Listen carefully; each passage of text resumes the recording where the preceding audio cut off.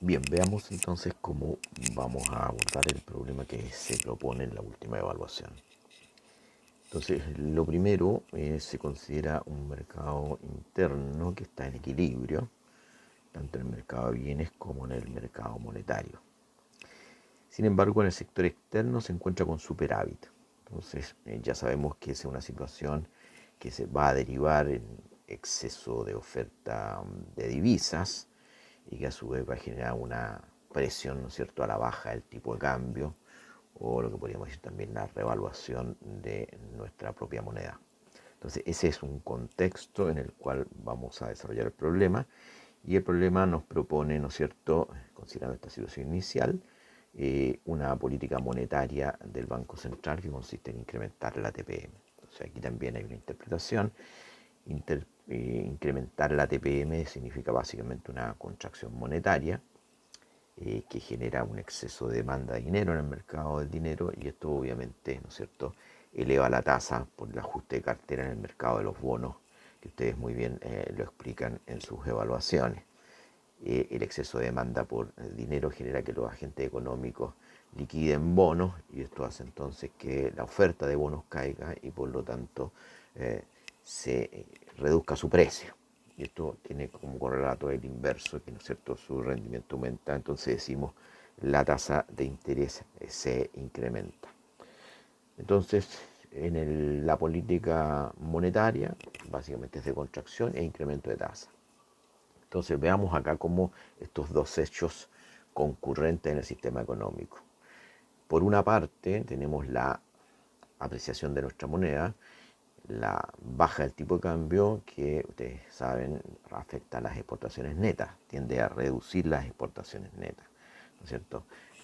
Abarata los bienes extranjeros y encarece para los extranjeros nuestros propios bienes. Por lo tanto, es una tendencia a la caída de las exportaciones netas y a la reducción del gasto planeado.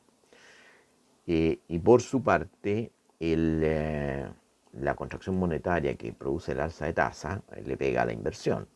Y por esa vía tenemos otro elemento también que va a afectar, ¿no es cierto?, el gasto planeado, ambos en la misma dirección. Es decir, vamos a tener una contracción del gasto planeado por un lado.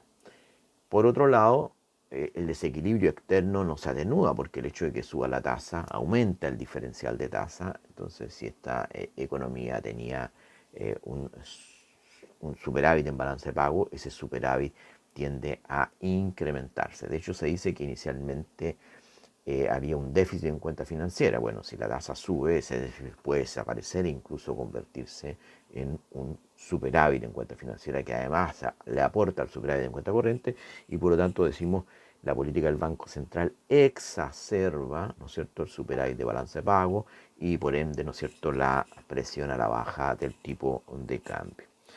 Entonces, ese es el contexto inicial, un fuerte impacto en el gasto planeado y acompañado, ¿no es cierto?, de una presión bajista del tipo de cambio. Veamos cómo estos primeros hechos de contexto y de política los podemos plasmar en el diagrama. Entonces veamos la línea verde, como está representada ahí, la balanza de pago nos muestra que inicialmente hay superávit. ¿Qué significa eso? Que a la tasa de interés y cero, digamos, y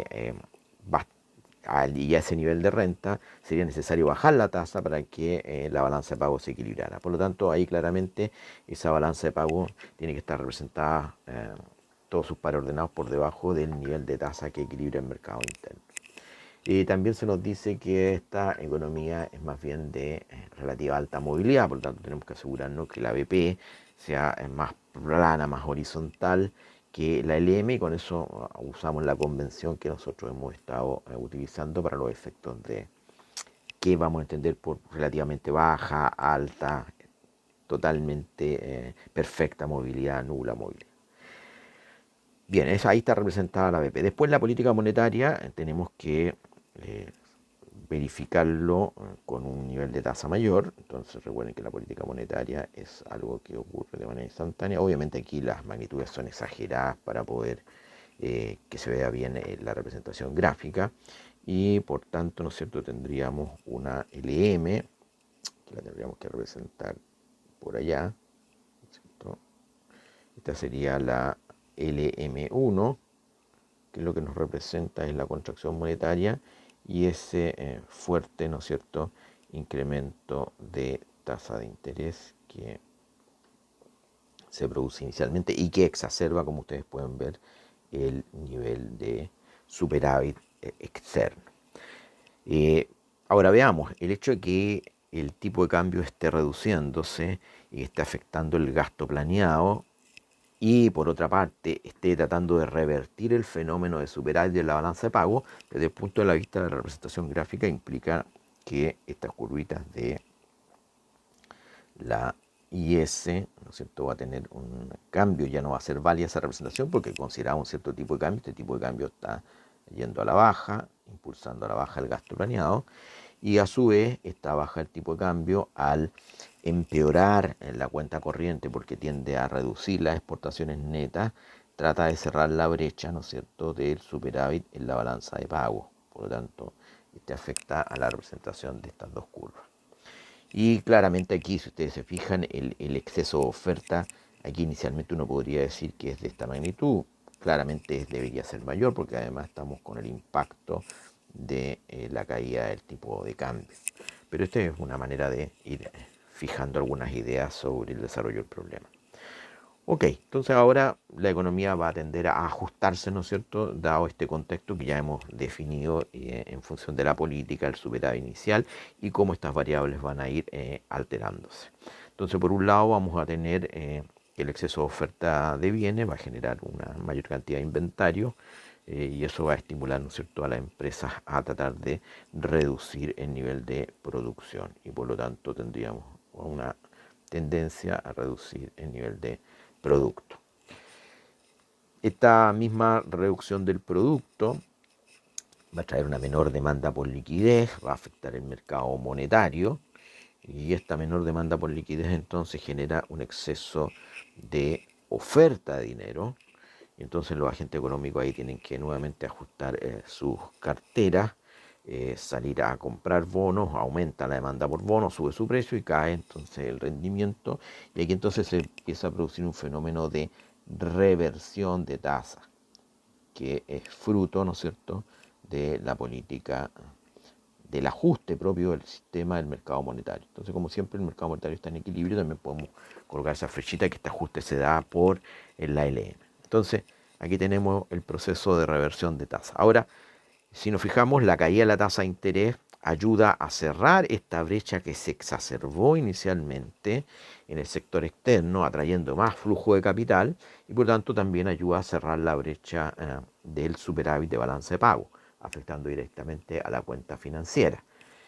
Ahí tenemos un primer elemento. También el segundo elemento es que la caída de la tasa de interés va también a revertir el impacto inicial sobre la inversión y lo empieza a atenuar y con eso también nos ayuda a cerrar la brecha. El hecho de que también haya menor renta obviamente va a también reducir el consumo y esto no nos favorece en términos de cerrar la brecha, pero sabemos que esa cantidad es menor por todos los efectos del multiplicador del propensión marginal al consumo. Entonces tenemos tasa de interés reduciéndose, nivel de producto reduciéndose y a su vez el tipo de cambio reduciendo. Recuerden que menciona la reducción de la tasa de interés es una reversión del alza inicial. Entonces esperaríamos que en algún momento este sistema se equilibre, lo que no tenemos claro, ¿no es cierto?, es a qué nivel se va a equilibrar, porque esto es un análisis cualitativo, no tenemos magnitudes involucradas, pero por lo tanto nos va a quedar una incerteza sobre una de las variables que sería la tasa de interés, porque eventualmente podríamos terminar con una tasa de interés inferior a la inicial o superior a la inicial. En este problema no se pide realizar ningún análisis de coherencia del resultado final en términos de composición del producto y de la balanza de pago, básicamente porque se parte de una situación de desequilibrio inicial, es decir, este no es un problema que podamos encajarlo dentro del análisis de estática comparativa, un equilibrio inicial y uno final y los comparamos, porque inicialmente aquí la situación es de desequilibrio.